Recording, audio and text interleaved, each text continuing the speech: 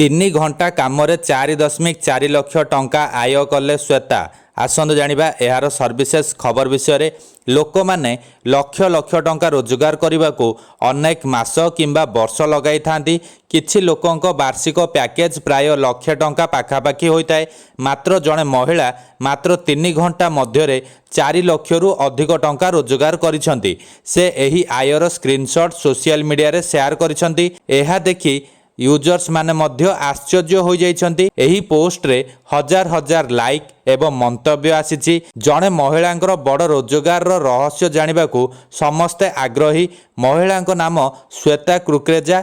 से x platform रे एही स्क्रीनशॉट शेयर करिसेंती, जेउथिरे 4,40,000 टंका क्रेडिट देखा मिली।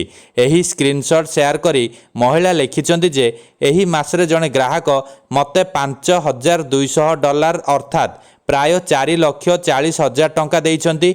मु सेमानकर सोशल मीडिया स्ट्राटेजी पई मात्र 3 घंटा काम कली। श्वेतांक पोस्ट रे आश्चर्य प्रकट करी जड़े उपभोक्ता लिखिछंती, आपण कहिछंती जे एही काम प्राय 3 घंटा मध्यरे करा जाइछि। एही पोस्ट उपरे प्रतिक्रिया प्रकाश करी श्वेता लिखिछंती जे मु एही अर्थ मोर ज्ञान आधार रे पाइछि एवं घंटा आधार रे नुहे। बहु वर्षर अभिज्ञता परे मु एही स्थिति रे पहुंचिछि।